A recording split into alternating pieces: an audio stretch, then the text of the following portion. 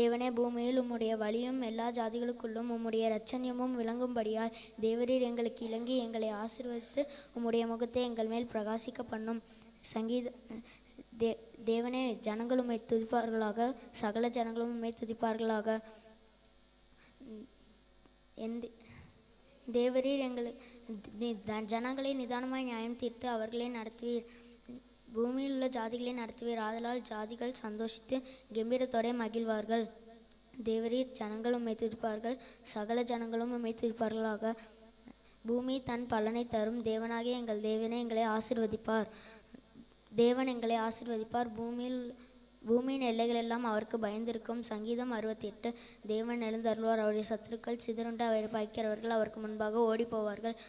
புகை பறக்கடிப்பது போல அவர்களை பறக்கடிப்பீர். மெழுகு அக்கினிக்கு முன் உருகுவது போல துன்மார்க்கர் தேவனுக்கு முன்பாக அழிவார்கள். நீதிமான்களோ தேவனுக்கு முன்பாக மகிழ்ந்து களி கூர்ந்து ஆனந்த சந்தோஷம் அடைவார்கள். தேவனை பாடி அவருடைய நாமத்தை கீர்த்தனம் பண்ணுங்கள். வனாந்திரங்களில் ஏறியவருக்கு வழியை ஆயத்தப்படுத்துங்கள். அவருடைய நாமம் யெகோவா.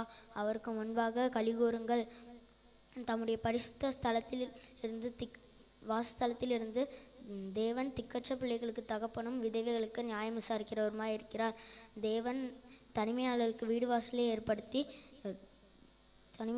வாசலை ஏற்படுத்தி கட்டுண்டவர்களை விடுதலையாக்கிறார். துரோகிகளோ வறண்ட பூமியிலே தங்குவார்கள்.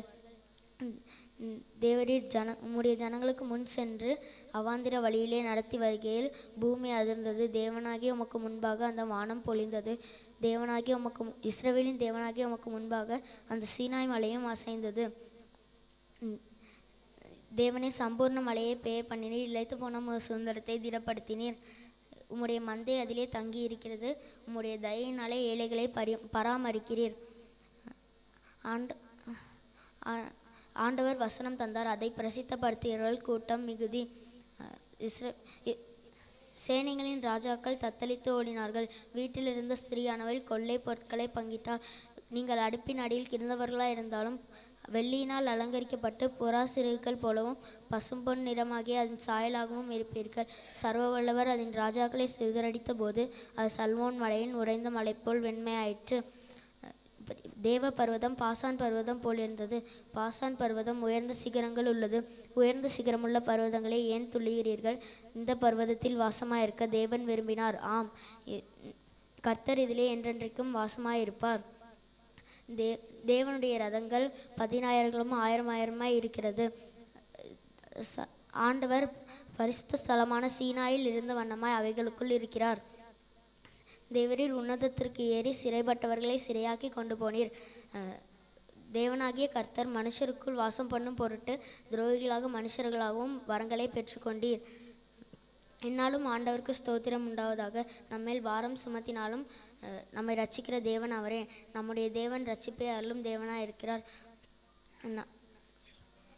ஆண்டவராகிய கர்த்தரால் மரணத்திற்கு நீங்கும் வழிகள் உண்டு. மெய்யாகவே தேவன் தம்முடைய சத்துருக்களின் சிரசையும் தன் அக்கிரமங்களின் துணிந்து நடக்கிறவனிடம் மயிருள்ள எச்சந்தலையை உடைப்பார். உன் கால்கள் சத்துருக்களின் இரத்தத்தில் பதியும்படியாகவும் உன் நாய்களின் நாவு அதை நக்கும்படியாகவும் என் ஜனத்தை பாசானிலிருந்து திரும்ப அழைத்து வருவேன், சமுத்திர ஆழங்களிலிருந்தும் திரும்ப அழைத்து வருவேன் என்று ஆண்டவர் சொன்னார். முன்னாக பாடுகிறவர்களும் பின்னாக வீணை வாசிக்கிறவர்களும் சுற்றிலும் தபுரு வாசிக்கிற கன்னிகளும் நடந்தார்கள். இஸ்ரவேலின் நூற்றிலிருந்து தோன்றினவர்களே, சபை நடுவே ஆண்டவராகிய கர்த்தரை ஸ்தோத்திரியுங்கள். அங்கே அவர்களை ஆளுகிற சின்ன பென்யமீனும் யூதாவின் பிரபுக்களும் அவர்கள் கூட்டமும் செப்லோனின் பிரபுக்களும் நப்தலியின் பிரபுக்களும் உண்டு.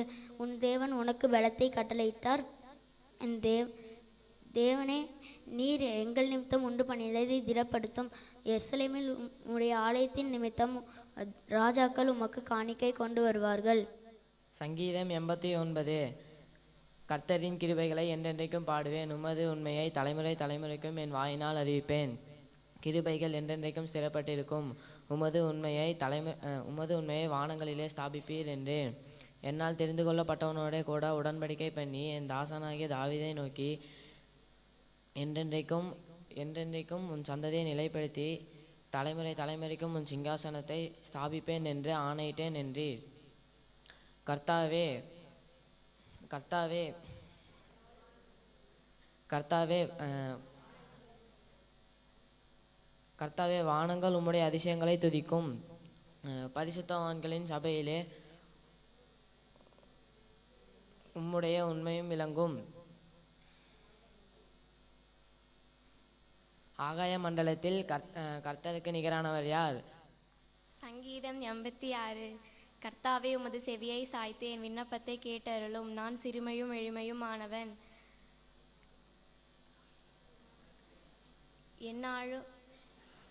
என் ஆத்துமாவை காத்தருளும்.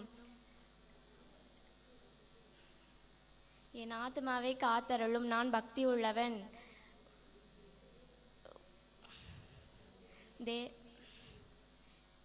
உம்முடைய சங்கீதம் 86. கர்த்தாவே, உமது செவியை சாய்த்து என் விண்ணப்பத்தை கேட்டருளும். நான் சிறுமையும் எளிமையும் ஆனவன். என் ஆத்துமாவை காத்தருளும். நான் பக்தி உள்ளவன். என் தேவனே, உம்மை நம்பியிருக்கிற உம்முடைய அடியானை நீ ரட்சியும்.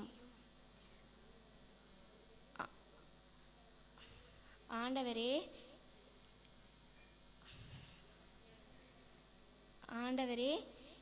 எனக்கு இரங்கும். நாடோறும் உம்மை நோக்கி கூப்பிடுகிறேன்.